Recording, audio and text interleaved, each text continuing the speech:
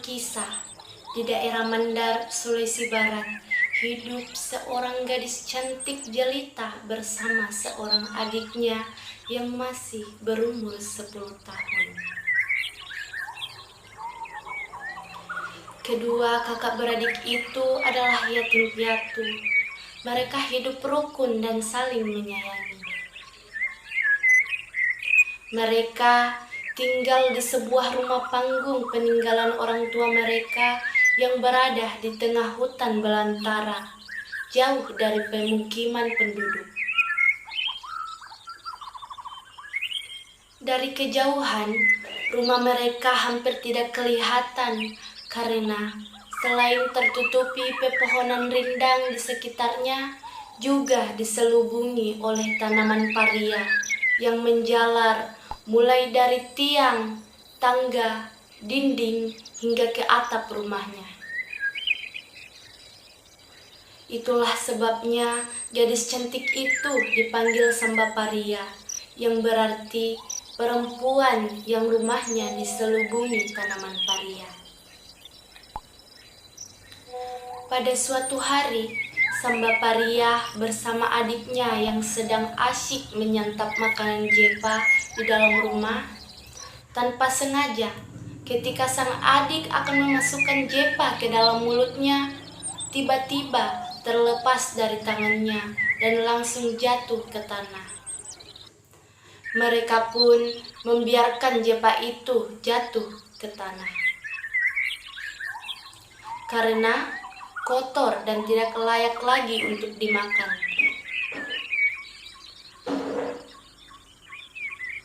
Pada waktu yang hampir bersamaan, rombongan Marak Diah dari daerah pesisir Tanah Mandar sedang berburu binatang di hutan itu. Mereka datang dengan menunggangi kuda dan membawa serta beberapa ekor anjing pemburu yang sudah terlatih.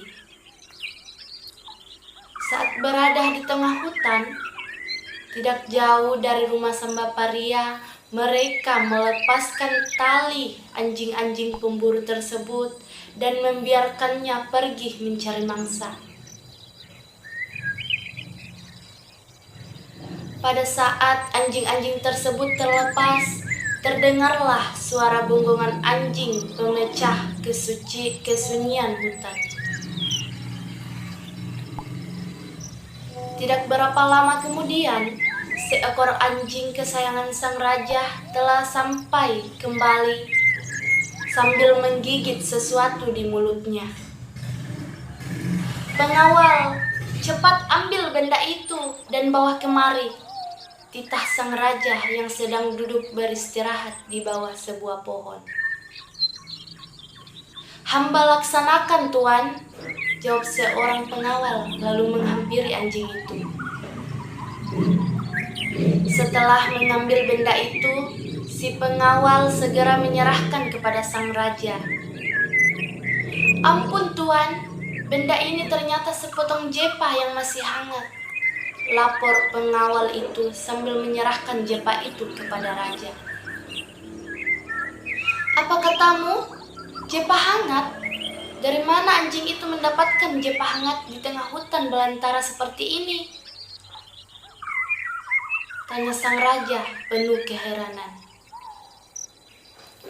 Sang raja yakin bahwa orang yang membuat jepa itu pasti berada di sekitar hutan tersebut. Oleh karena penasaran, ia pun memberikan isyarat kepada anjingnya agar mengantarnya ke tempat di mana ia memperoleh jepa hangat itu. Akhirnya, anjing yang sudah mengerti maksud tuannya itu segera berlari sambil menggonggong menuju ke sebuah tempat. Sang raja pun mengikutinya dari belakang dengan menunggangi kuda putih kesayangannya. Kemudian disusul oleh beberapa orang pengawal raja. Tidak berapa lama, sampailah mereka di tengah rumah Samba Paria yang diselubungi tanaman pare. Sang raja hampir tidak percaya melihat sebuah rumah di tengah hutan belantara itu. Oleh karena sudah tidak sabar ingin mengetahui penghuni rumah itu, ia pun segera menaiki beberapa anak tangga. "Permisi, apakah ada orang di dalam?" tanya sang raja sambil mengetuk pintu. Beberapa saat kemudian, pintu rumah itu terbuka pelan-pelan. Alangkah terkejutnya sang raja melihat seorang gadis cantik jelita berdiri di hadapannya. "Aduhai, cantiknya gadis ini," ucap sang raja dalam hati dengan takjub. Saat itu pula, hati sang raja tiba-tiba berdetak kencang.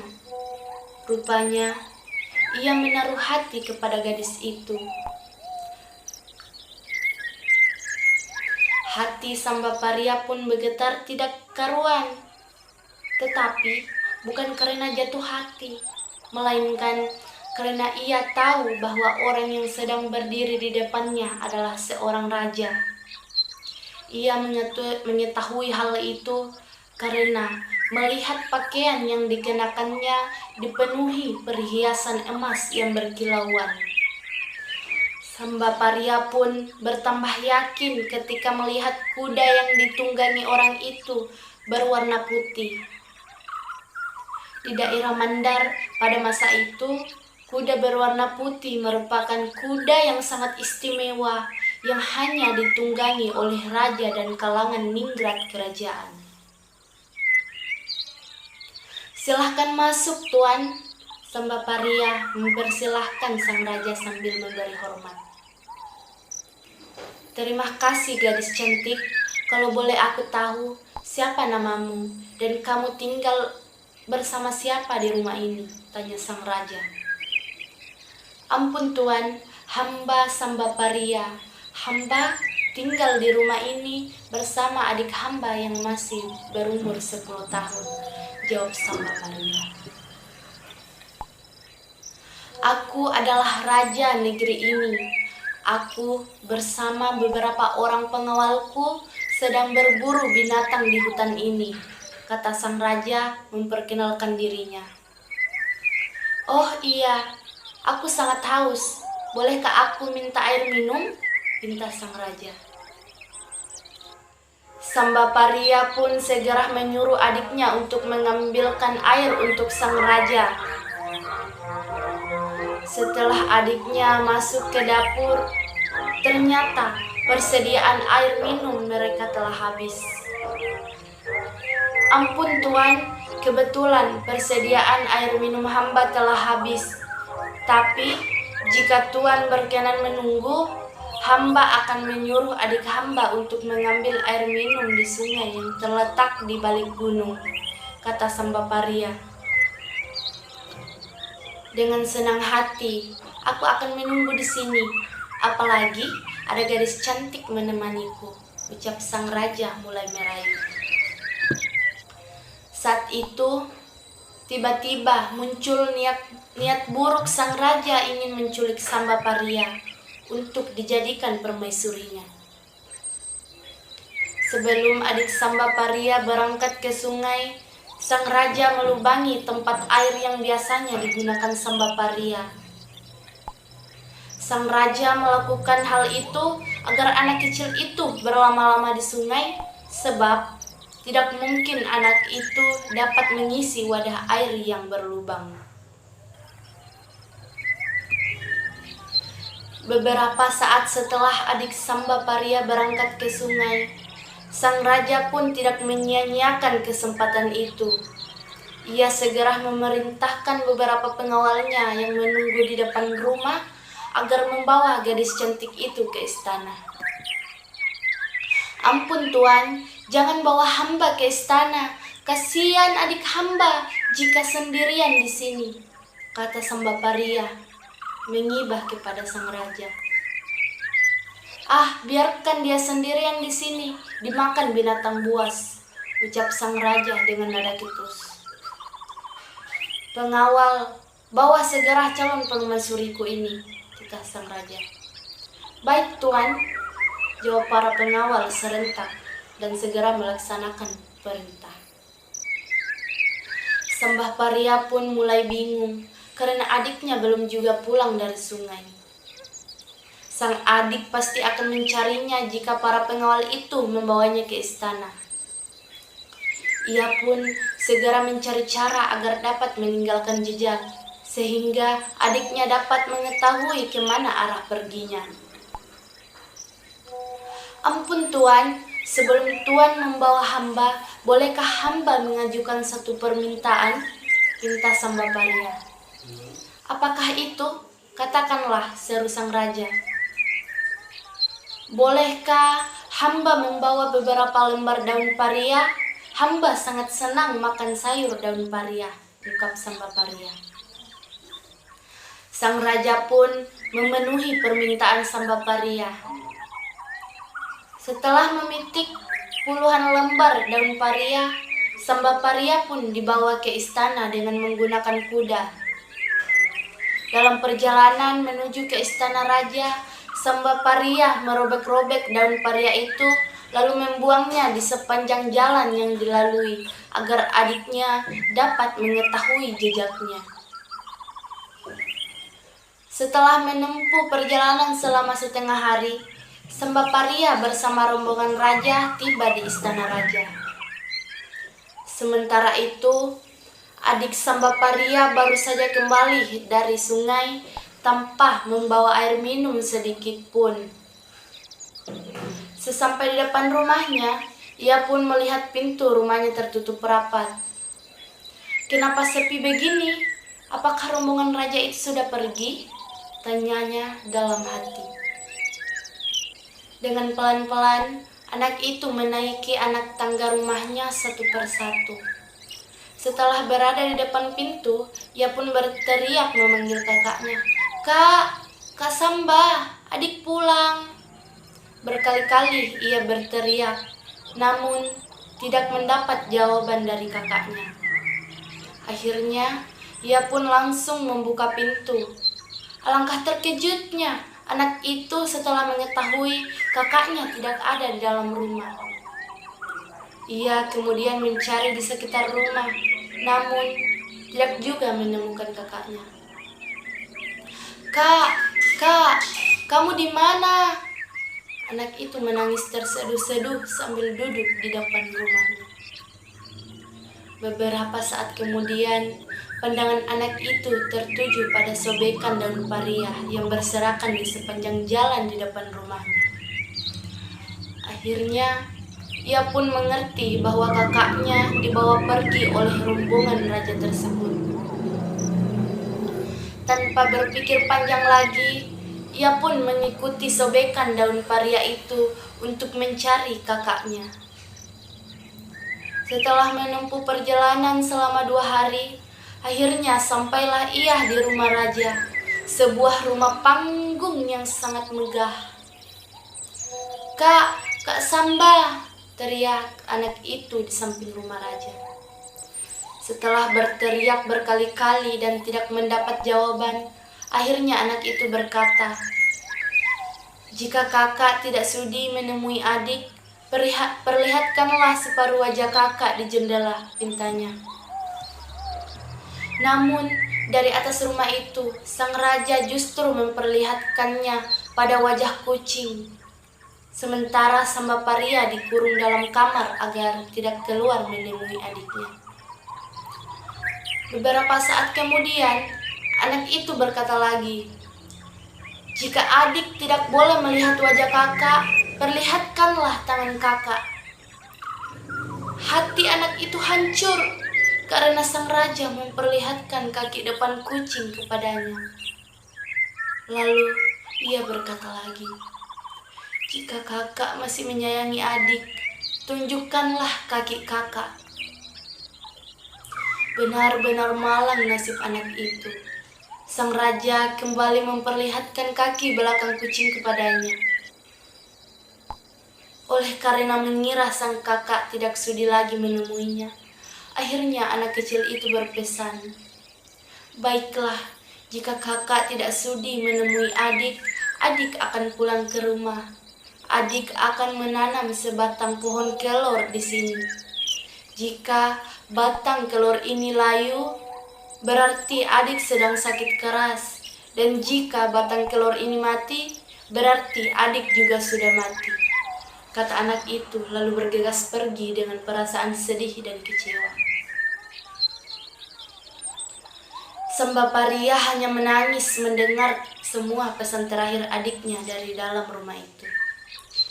Ia selalu mengkhawatirkan nasib adiknya yang tinggal sendirian di tengah hutan. Untuk mengetahui keadaan adiknya, setiap hari ia mengintip batang kelor itu melalui jendela rumah. Semakin hari, semakin batang kelor itu semakin layu. Hal itu menunjukkan bahwa adik Samba Paria sedang sakit keras. Mengetahui kondisi itu, Samba Paria mulai panik. Ia pun segera mencari cara agar bisa melarikan diri dari istana raja. Pada suatu hari, saat sang raja pergi berburu, Samba Paria memasak nasi dan lauk sebanyak-banyaknya. Karena ia berniat untuk melarikan diri setelah semua makanan sudah matang. Ia lalu mengajak dayang-dayang istana pergi mandi di sungai yang berada tidak jauh dari istana. Ketika sedang asyik mandi, Samba Paria sengaja membuang cincin pemberian sang raja kepadanya ke dalam air. "Tolong, tolong, cincinku jatuh ke dalam air," teriak Samba Paria. Mendengar teriakan tuannya itu, dayang-dayang tersebut segera melompat ke dalam sungai. Mereka harus menemukan cincin itu.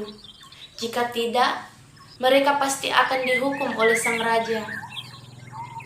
Pada saat dayang-dayang tersebut menyelam di dalam air, Samba Paria segera mengenakan pakaiannya dan mengambil bungkusan makanan, lalu menunggang kuda hendak menemui adiknya yang dikira sudah meninggal. Sesampai di rumahnya, ia mendapati adiknya sedang sekarat. Dengan panik, ia pun segera membuka bungkusan makanan yang di bawah, lalu menyuapi adiknya. Meskipun dengan pelan-pelan, adiknya masih bisa mengunyah dan menelan makanan itu. Akhirnya, sang adik pun perlahan-lahan pulih dan sudah bisa diajak berbicara. Namun, hal itu belum membuat hati Samba Paria menjadi tenang, karena Raja Mandar pasti akan menyusul dan membawanya kembali ke istana. Samba Paria pun segera menghaluskan biji cabai rawit, merica, dan daun kelor sebanyak-banyaknya. Setelah itu, ia mencampurnya dengan abu dapur, lalu memberinya air sehingga bentuknya seperti adonan kue. Tidak lama kemudian, Raja Mandar benar-benar datang mencarinya. Sang raja langsung naik ke rumah dan mengetuk pintu. "Hei Samba Paria, buka pintunya. Kalau tidak, aku dobrak pintu ini," seru sang raja yang sudah berdiri di depan dengan geram. Samba Paria pun segera membuka pintu rumahnya sambil membawa wadah dari tempurung kelapa yang berisi adonan cabai rawit, abu, daun kelor, dan merica. Saat pintu terbuka, ia langsung menyiramkan adonan tersebut kepada kedua mata sang raja. Raja itu pun langsung menjerit menahan rasa perih sambil mengusap-ngusap kedua matanya. Tanpa disadari, tiba-tiba kakinya terpeleset dan akhirnya jatuh terjungkal-jungkal ke tanah. Raja itu pun tewas seketika karena tulang lehernya patah terpental di tangga rumah Samba Paria. Sejak itu, Paria pun kembali hidup damai, rukun, dan tenang.